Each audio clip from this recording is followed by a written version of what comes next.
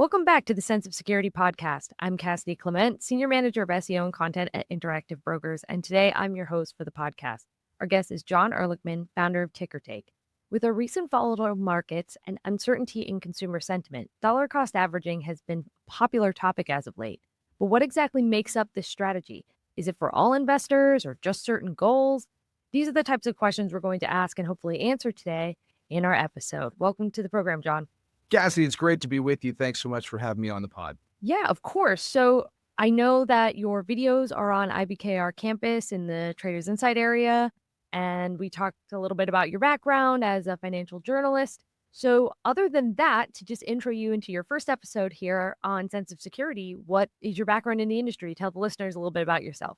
Absolutely, I'd love to. And by the way, it's great to be part of your extended online family because it's a wonderful resource for so many people to learn about the markets. I mean, my journey is basically 25 years in covering the markets, largely as a journalist, mainly working at a lot of financial television stations over the years, worked a lot of years with Bloomberg, covering the markets from New York and San Francisco and Los Angeles.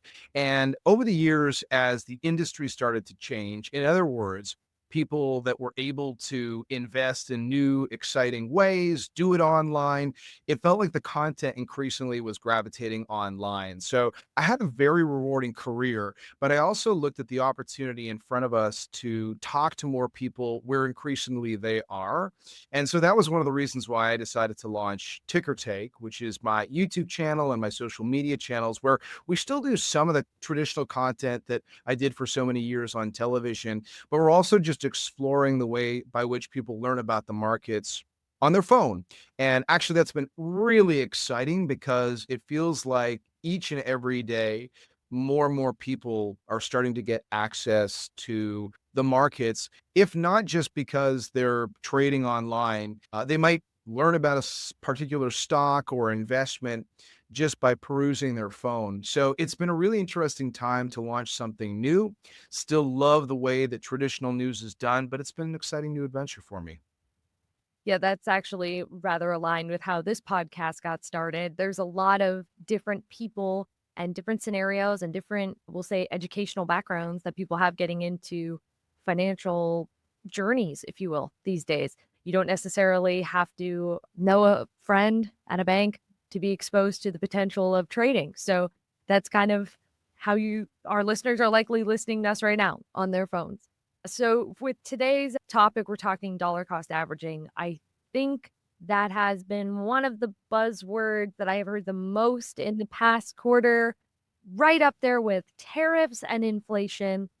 The dollar cost averaging comes in hot at number 3. Yeah.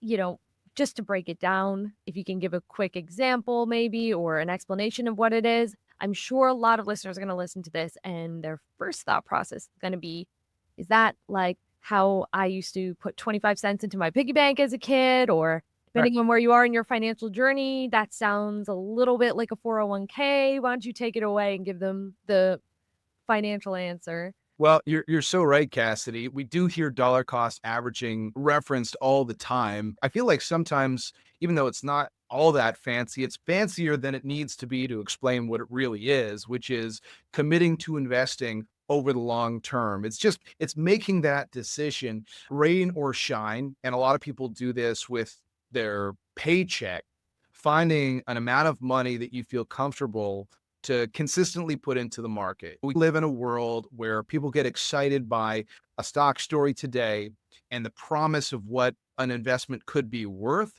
But in reality, I think history has told us that slow and steady often wins the race. And that's not just based on picking the right investment, it's about being committed to investing on a regular basis. So, dollar cost averaging at the end of the day is really just averaging out the cost that you're paying to buy into the stock market. So maybe you're committing that $5 on a regular basis. Maybe you're committing $500 on a regular basis, but it's making that commitment. And what I personally love about it is just like going to the gym, you don't necessarily want to do it, but you feel like you should. And ultimately, staying healthy is important to anybody's life. Staying committed to things that have long term benefits. I think we all see the value in that. And I think that's why dollar cost averaging does get a lot of attention, especially when you start to see volatility in the market and people are trying to put a little bit more context around their investment portfolio. Absolutely. I think a lot of people started to incorporate dollar cost averaging into their conversations, whether it was with their advisors or with their families when it came to financial goals, probably because you hear that age old, we'll say, adage of buy low, sell high. And we had a lot of lows recently.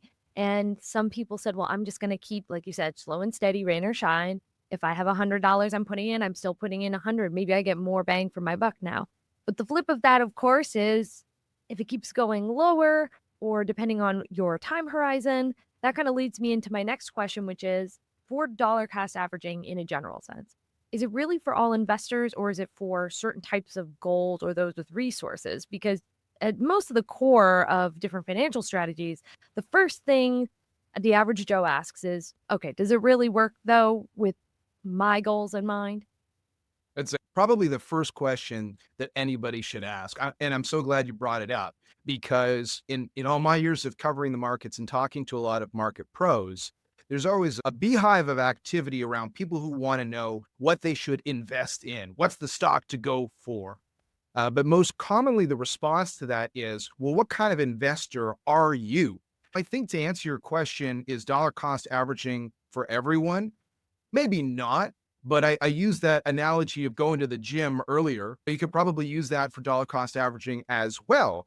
Going to the gym has a lot of benefits if you're concerned about your long-term health. Dollar cost averaging, if you're trying to save for the future and build a nest egg, can definitely be one of the real helping hands. Does everybody use it? No. Do people have different ways by which they invest or different ways by which they work out? Absolutely. And most importantly, what kind of workout are you doing at the gym based on who you are is the same question as what kind of investor are you and what are your goals? So I think since every portfolio depends on the person, I think the dollar cost averaging is something that is going to be meaningful to more people than others or significant to some, but it is still at the end of the day something that net, most of the pros seem to think is kind of a no-brainer if you can get into it. You brought up the benefits area in the analogy of the gym. I am not a gym rat. I could use more time working out for what it's worth. Yeah, a lot of my gym experience is really walking the dog, but I totally get what you're saying in the sense of okay, well, if you do X, Y is likely the outcome. But when you start to do research into dollar cost averaging, this is a little bit more than just a standard Google. When you start to compile many different resources, you'll start to realize the benefits and risks associated. It varies depending on the research that you're reading. One big thing that I noticed was the discipline area, meaning if you have the discipline and the financial possibility to consistently invest that amount of money and have that discipline, you can kind of curb, if you will, a little bit more of the emotional bias or the immediate hype or FOMO, if you will, because you're putting yourself on a little bit more of a rigid path. You have a bit of a map. But from your perspective, as somebody who's seen many different markets and seen it from the perspective of several opinions and the actual outcome, what are the benefits and risks associated, especially if you're at different time horizons utilizing the strategy? That is such a great question, and I guess there's 2 parts to it. I have seen a lot of markets over the years, and I guess starting with the risk, let's talk about the reality that stocks do go down. They do go up, but we never quite know what's gonna happen. And I think it is fair to say, if you buy a stock and that stock goes down, that doesn't always make you feel all that excited, positive, unless you're shorting a stock or what have you. And when we are in periods of volatility, it is not uncommon to see those dramatic declines on a short-term basis. I mean, listen, I'm old enough that I remember being on the floor of the New York Stock Exchange during the Great Recession and those momentous drops when everybody thought, okay, maybe we're turning a corner and then not so much. So if you are dollar cost averaging, if you've made that commitment to invest over the long term, and all of a sudden your weekly or monthly it goes into the market and the market goes down, that probably doesn't feel good. So that probably would be characterized as a risk. That's certainly a risk that when you are dollar cost averaging, that possibly could take a short-term bite out of your portfolio. But you also talked about trying to take some of the emotion out of the market. And look, the emotion is what certainly creates a lot of action in the short term. There are some investors, arguably professional investors, who can really ride the wave of emotions in the market in the short term. But most experts who you talk to would suggest that try to time the market, letting your emotions get into the investing process doesn't necessarily work out the way you might hope. And people who are looking to build wealth over the long term, if that is the goal in the end, we talked earlier about like what are your goals as an investor, then there's a very strong argument to be made that you're taking some of the emotion out of the market by being just more machine like with this investing strategy. It's like you're accepting there's going to be up days, you're accepting there's going to be down days. But for the stock market, which over the long term, with those historic annualized returns for the S&P 500, that it's going to be your friend. And it's interesting, outside of hot topics like dollar cost averaging, there's been a lot of buzz around people like Warren Buffett, right? He's got this big cash pile right now. What does Warren know that we don't know? All that kind of stuff. That's a fun short-term story to talk about. The long-term story is that Warren Buffett is still committed to the stock market. He still has a huge amount of Berkshire Hathaway's money dedicated to equities, and he has over the long run, been one of those investors who stays committed to most of those investments for many, many years. So if you want to be like Warren Buffett, you probably want to take some of the emotion out of the market, and you probably want to embrace what dollar cost averaging can afford you in the future, even if it means some short-term risks of sometimes stocks go down right as you're buying them. You'd mentioned a few keywords there that I picked up on, and because my background is SEO, my head immediately highlights keywords. All right, there's commitment to this strategy. There's the long-term aspect in this strategy. There is the idea, and we've talked about this a lot on this podcast, of the differentiation between being a trader and being an investor. And that has a huge impact on how this strategy can be utilized. But also, it's important to remember for those of you who listen, who maybe have heard our quant podcast or our API podcast, in this scenario, it's almost as if you are the algo. You have the directions and you follow those directions. And that's where you start to alleviate that behavioral finance aspect or the additional pieces of consumer sentiment, et cetera. You don't have that adaptation. It's not adaptive programming in that sense. You kind of just have the roadmap and you go. But when it comes to dollar cost averaging, the initial thought process is I'm going to try to reduce the volatility impact on me long term because I myself am committing to this structure. So by the end of the time, I know that if I set aside the 50K and I'm going to do $100 a week, by the end of this, I will still have invested 50K. That's my math. And we'll see where I get to. And hopefully the volatility impact will have been in the positive at the end of that time that you have spent that money. But from your perspective, especially with the current market conditions, which as we've seen have been relatively unpredictable, quite volatile, and have like this weird wishy-washy aroma of sometimes consumer sentiment matters, sometimes it doesn't. Yeah. But what are some things to keep in mind if you're going to incorporate this into a financial strategy that you're just starting with today's economic environment? But you could add to that, I don't know the math on this, but when you're in a relatively strong market as we had been coming into this year, inevitably that introduces new people to the stock market. I mean, that's just the bottom line. If you hear about people who are making money because stocks have been going up, that's going to make somebody else curious. So I'm sure that has been a bit of sticker shock to people who became first-time investors in 2025. And wow, what a ride it's been. Funny thing about volatility, and actually on our Ticker Take YouTube channel, we just put out a video last week about some of the biggest mistakes investors make. The fact that it's hard to time the market, that you want to leave your emotions on the sidelines if you're making decisions that are based around actual goals and not whatever the headlines of the day. But another one, a longtime strategist named Philip Peterson, he noted that sometimes people, average investors, look at volatility almost like it's a dirty word. That's reserved for traders who do this professionally and they ride into the storm of the markets. And Philip's view is there's a lot of good historical data that when there are times of volatility, those are the kinds of moments when investors should arguably be embracing the storm, especially if they are long-term investors. That you get out of these periods that feel unsettled. And sometimes some of the mismatch that's in the market at those points in time is exactly what you're looking for to maximize your returns over long term. So I think there's some parallels between this question about dollar cost averaging in volatile times and the risk of a stock going down when you're dollar cost averaging. Right now, we've seen some historically high days for the market this year. We've seen some historically low days. So that can be daunting. But there is some evidence that embracing these periods of uncertainty isn't necessarily a bad thing for the long term. If you've decided what kind of investor you are before you sail into what might look like a storm, hopefully it's going to feel a little bit more comforting to just go into those choppier waters. But at the end of the day, it's a great question, and it's been a bumpy ride, and it's a fair question for people to ask.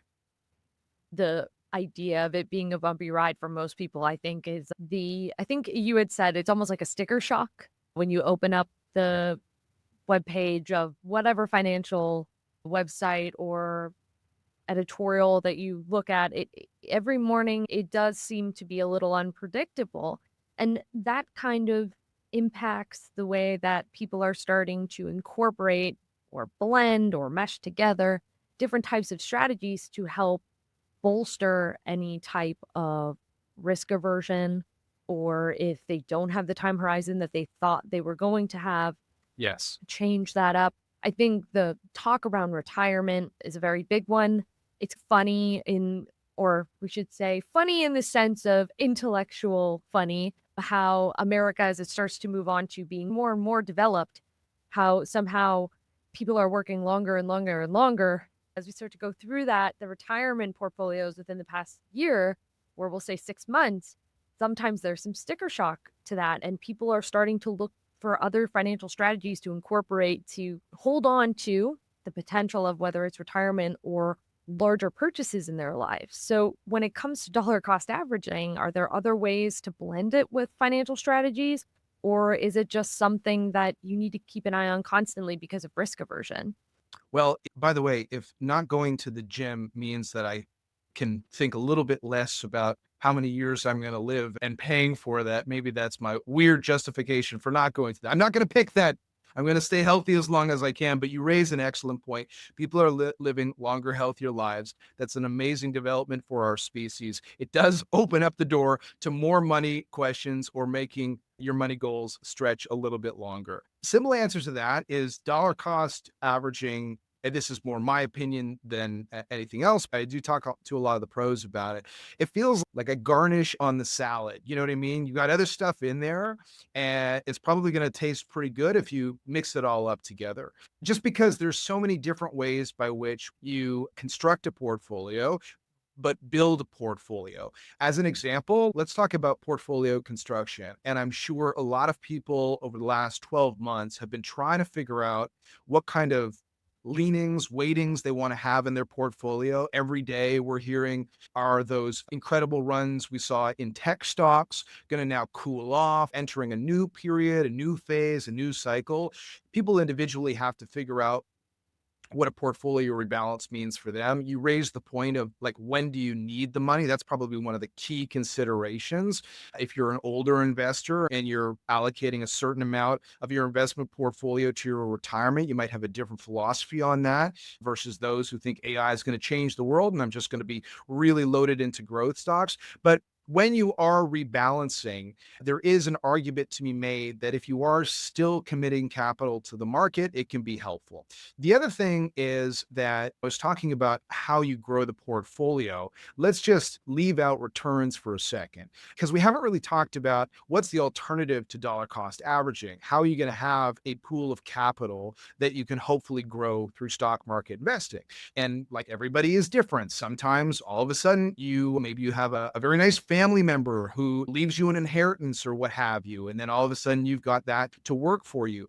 Or maybe there's just a moment in time where you feel like, okay, I really want to get started in the stock market. So I've set aside this chunk of money and I'm going to put it in, but you're not normally in positions like that. I just feel like dollar cost averaging, again, we kind of use the salad topping analogy. You don't necessarily for all of eternity need to be dollar cost averaging, but anytime you can add it to the mix, it's probably going to be helpful overall to what you're doing. So those are a couple of key things to think about with strategy overall. One other thing, actually, just for our latest Ticker Take YouTube channel video, we decided to explore the concept of dividend investing. So we looked at all aspects of it. We looked at what makes a company a good candidate for your portfolio as a dividend payer. But it also invited a big conversation in our video around what your net return as an investor might look like over time through the different levers that you can pull. If you're if you're looking at pure stock appreciation for the last couple of years, people will name all those usual suspects in tech as the places that delivered outsized returns.